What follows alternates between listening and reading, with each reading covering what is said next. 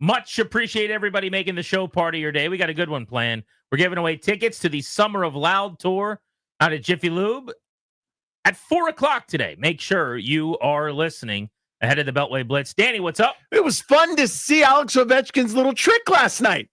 He's got this one trick that he does. It's where he scores goals better than anybody else in the history of the game. Walking down Gretzky, please and thank you. It was nice to get a W in that one of the most famous arenas in the world, up there in that barn. I don't want to see the Rangers in the postseason, by the way. They scare me. Back to you. Yeah, I mean, everyone's going to scare I guess that's a good point. at this point because the Caps will be heavily favored. They're probably going to be the 1 seed in the conference. A 1-8 matchup's always ominous. I don't know that there's a matchup right now on paper that I go, looking forward to that one. That's a sweep. But yes, the Rangers are particularly scary because Igor Shesterkin, their goaltender, who you saw make some splendid saves last night, robbed Ovi with his glove a couple times. He might be the best goaltender on the planet. And when he gets rolling and get going, he isn't having the best season. Connor Hellebuck is, even in the Eastern Conference. Logan Thompson is too, yeah. Has been marvelous. But Shesterkin, if he was to get hot in a playoff series, could take it away from you just by standing on his head. So, yeah, they'd be scary for that reason. And they've played the Caps tough. Certainly last night. They came back and took a 2-1 lead for much of that game. The Capitals got the late Ovi goal, pushed the game to overtime, and then got the winner from Tom Wilson. I always love when Tom Wilson at Madison Square Garden makes Rangers fans unhappy.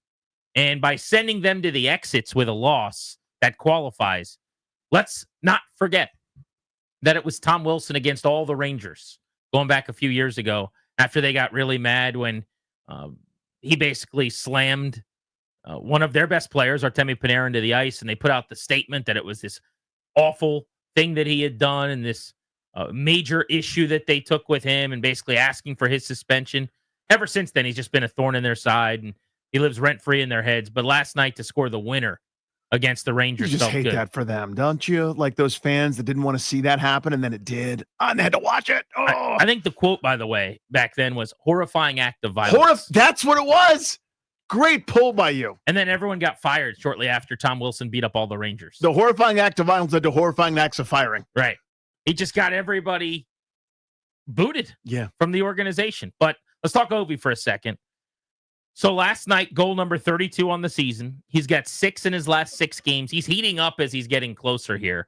This is absolutely happening. It is not a drill. Goal number 885 last night. And what I love about this is that these are important goals. It looked 2 years ago, even last year when they were scratching and clawing at this point to try to fight their way into the back end of the playoffs. It looked like Ovi was going to be hunting down Gretzky for a mediocre team and middling in the Eastern Conference that may or may not be a playoff team. And with their brilliant offseason and the acquisitions they've made and the coaching staff led by Spencer Carberry having been one of the best in the sport the last couple of years, they've turned themselves into one of the best teams in the league. And so Ovi, on his way to 40-plus goals, is doing it for a team that needs those goals in huge games and in big moments. I mean, he's got a ton. In fact, about half of his 32 goals this year, I think, 16 of them have come in the third period this season. Like, he scores massive game-tying, game-winning, lead-taking goals. And that was the case again last night with them down 1 against the division rival. Second unit here. Mangiapane, McMichael, Frank, Chikrin, Ovechkin. And loose for Mangiapane off the draw. Loose there, and Ovechkin scores! Alex Ovechkin picks it up on the far side of the goal crease. That's goal number 885. 9:32 to go. He is 10 away from passing Gretzky. And the Capitals have tied it here in New York. 20 games left for the Capitals. Ovi has 32 goals in 46 games played this season because of his injury. So if you do some quick math, Danny, he's averaging about 0.7 goals per game. If he averages a half goal per game, he falls off the rest of the way, he will still pass Gretzky. Just stupid. And last night showed that, yeah, he's not the bull in a china shop that he was, but you still saw everything on display on that goal. And let me go into it for a second. The ability to drive through and be stronger than the opponent, right? Somebody's trying to hold him up, and he's got that, I'm going to where I'd like to go, please and thank you. You're welcome to come along for the ride, but I'll be getting to this spot. Thank you very much. Then the dexterity to do a fine motor skill while you're still driving, right? While you're tightening up and pushing as hard as you possibly can to move yourself into position. Then the fine motor skill, but also the strength to break through a couple different stick lifts and checks and things that are happening right there to deter the progress of his stick through the puck. And he's got enough touch on it to put it in the exact right spot. There it is in a nutshell. The reason he's going to pass Wayne Gretzky for the most goals ever scored in this league, all in one play. And I know it wasn't the beautiful, tic-tac-toe snipe from The Office or one of the classic goals that's going to go on the career highlight reel when you look back, when they do that video in 15 years when he comes back to Capital One Arena and it's like, let's remember Ovechkin's goals. You'll have the one on his back and this snipe and that shot and this, bullet past the goalie. But that to me is how he's still doing this. It's not always going to be the pretty one. It's not always going to be the tic-tac-toe or the beautiful skating, taking on a defender, etc. This is how you morph and change and turn yourself from one player into a brand new player almost that's getting these gritty, grimy, necessary goals for your team to tie a hockey game when you're in a playoff race. It's remarkable. The heat map has changed for him. Yeah. He gets the goals from in front. He gets ricochets and redirects with his stick. He also bangs home rebounds. They move him around on the power play way more right now this year than they ever have, certainly over the last 10 or 12 years in terms of him lining up at the point and taking some shots centered up from the cage, not just standing in his traditional office, to your point. But the Caps now winners of 2 straight, thanks to extra time, the shootout, and then the overtime win in their last 2 contests. What's interesting is, remember they'd lost 3 in a row? Mm-hmm. And people were saying, oh, they're taking on water. They're hitting a little bit of a skid. Do you realize over the last 10 games played for every team in the Metro Division, nobody's gained ground on them? They're 6-3-1 in that time. There's not a single team in the Metro that has been better during those 10 games than the Capitals. So nobody's gained. They're still 12 points up on the second team in the division, Carolina, and 14 up on the next team down, the Devils. They're basically running away with the Metro Division. They are 9 points up on anybody in the Eastern Conference right now. And after last night, they have the most points in the NHL, tied with the Winnipeg Jets. So if you want to get bothered by the 3 straight losses, you could do that. Those are the dog days. Those types of things are going to happen when you're playing with your food. And you just don't have a lot on the line in some of these games with the season now 20 games from expiration. But they're tied for the best team in the NHL right now as they barrel down the stretch. By the way, before we move on to the Commanders, I want to say really quickly, the NHL trade deadline is tomorrow, 3 o'clock Eastern. So we're just under 25 hours away from the deadline. I do not want them to do anything significant. I love this dressing room. I think this is as good a group as they have had in a long, long time. My bell's missing, so I can't say the word. There's a bell right here. Hold on. Where I got you. It's coming to slide it across. Just throw it to me. The brotherhood is exactly where it needs to be at this moment. And I don't want to cost anybody minutes to bring someone in here and upset the chemistry that they have. If there's a place that they could make a move, the only thing that I would sign off on is a 1-for-1 Lars Eller, their current third-line center and former Stanley Cup champion.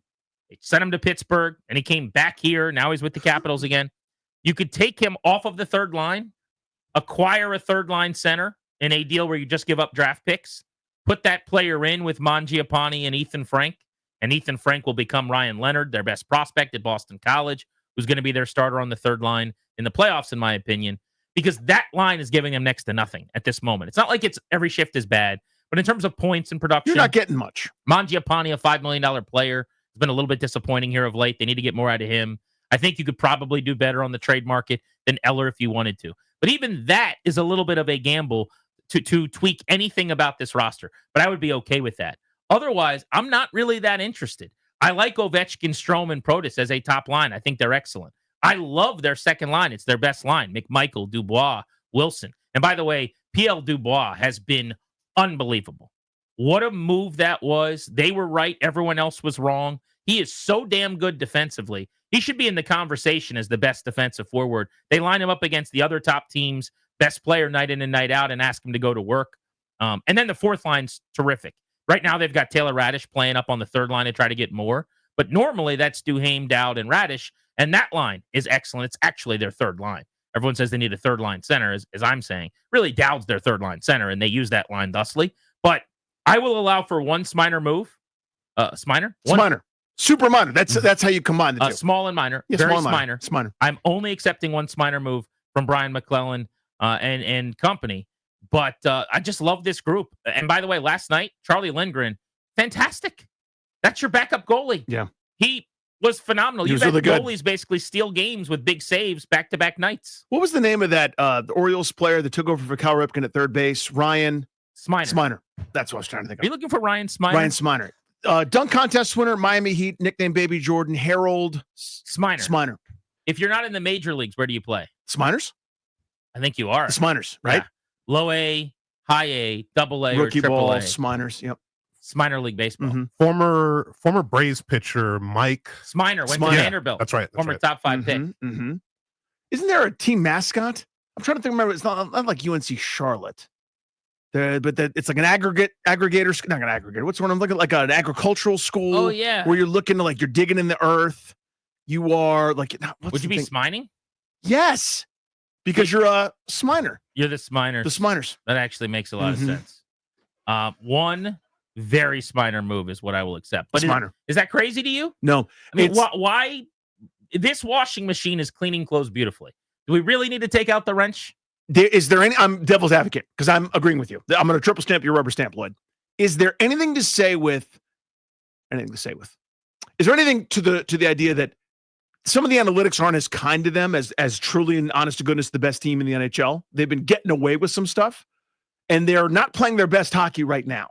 Right? They're not playing as well as they were a month ago, which is natural and normal. That happens. But expected, I would say. Is there anything to the idea they might actually need an injection of life to get through a playoff series? I think the injection of life is the stretch. Leonard? Well, no, is the stretch in the playoffs. That's your injection of life. Right now, you have 20 games left, and how much of the tank are you going to empty when you've got a 12-point lead? So you're doing a little mixing and matching. I mean, you're kind of seeing it with the coaching staff and the players. Now, I will say there's a couple too many careless moments. Last night, they had their 11th. It's so many. 11th too many men on the ice penalty. And it was kind of just I hate to say lazy, but a moment where get off the ice, Faravari. What are you doing? And you could see, I mean, Carbs does not get that upset on the bench. He was apoplectic, and he should have been within reason. I totally get that. But defensively, as an example, I would not do anything. Sandin and Carlson working well together. Faravari and Roy, awesome pair. Chychrun and Van Riemsdyk, yep, tremendous. I'm not touching that. So you've got to find to me where you're going to get better without anyone in the room getting bothered. Remember when we were talking to Drew Storen and Tyler Clippard years ago? Yeah. About the Papelbon trade, where they go get Papelbon and a bunch of roles shift. And they didn't really boot anybody that mattered from the bullpen, but everybody's job changed when they felt like they were doing pretty well. And it really ruined the bullpen and the chemistry in the clubhouse a little bit, as we would see. Why? What happened? A Sminer incident.